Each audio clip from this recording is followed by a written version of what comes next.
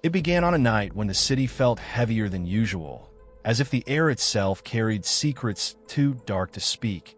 And Alex, a lonely software engineer with a habit of pushing his curiosity far beyond safe limits, sat hunched over his desk, the glow of his dual monitors painting his face in cold blue light.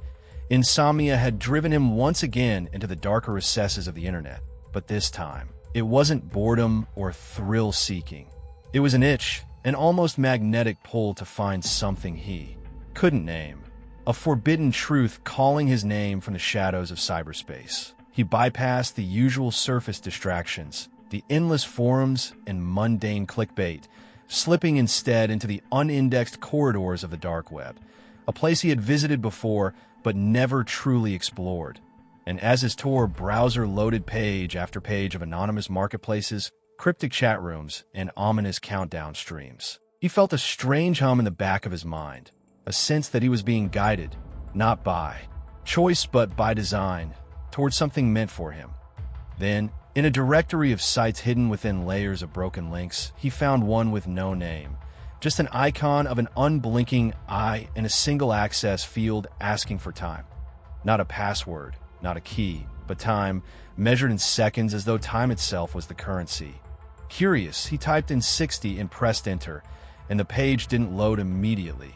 It breathed, flickered like a heartbeat before revealing a live feed titled Room 47, a small, windowless space with concrete walls, a single flickering bulb overhead, and an empty wooden chair in the center. At first, nothing happened, and he wondered if it was a dead feed, but then a shadow moved at the edge of the frame, and a tall, hooded figure emerged, dragging a trembling young woman by the wrists, her hair matted, her face streaked with tears, her eyes darting around in sheer terror before locking with the camera in a way that made Alex's pulse spike. She wasn't looking at the screen, she was looking at him. A chat box on the side began to fill with messages from other viewers, all anonymous, bidding not in money but in time, each one offering seconds, minutes, hours, the feeds counter ticking upward with every bid, and Alex realized with growing dread that the more time they gave, the longer she would be kept in that chair.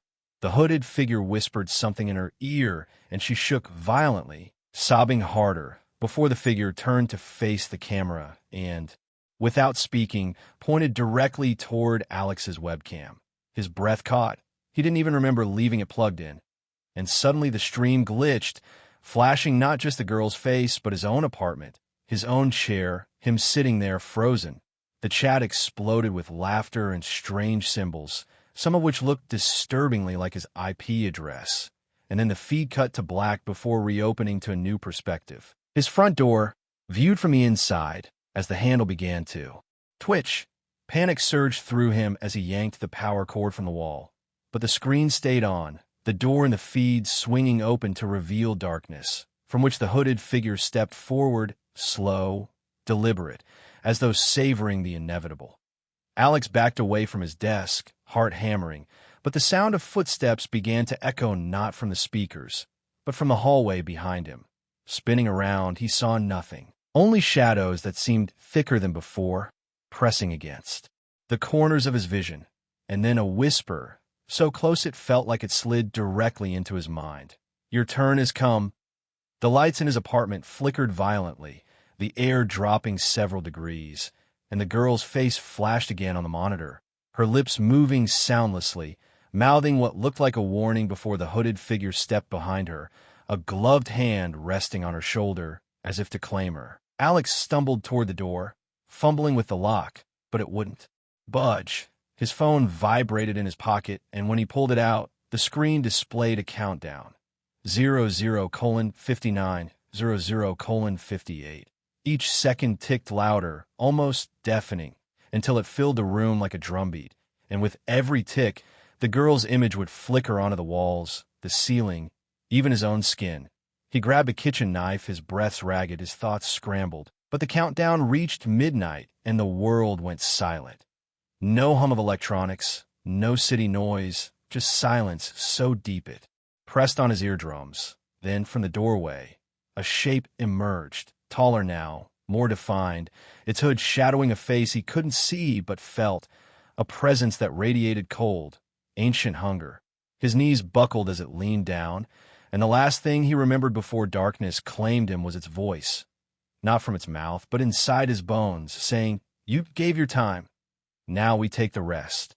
When Alex awoke, he was no longer in his apartment, but in room 47, the same flickering bulbs swaying overhead, the same concrete walls closing in. In front of him was the wooden chair, and bound to it was the girl from the stream. Only now her eyes were hollow, empty, her lips stretched in an unnatural smile. The hooded figure stepped into view and turned the camera toward him, the chat already alive with bids of time. And as his own reflection appeared on the darkened screen, he finally understood. There was no escaping the stream. Once you watched, you became part of it, forever feeding the endless hunger of those who live beyond the reach of light. So if you ever find yourself wandering the dark web and a page asks for time, don't give it even a second, because that's all it needs to take everything.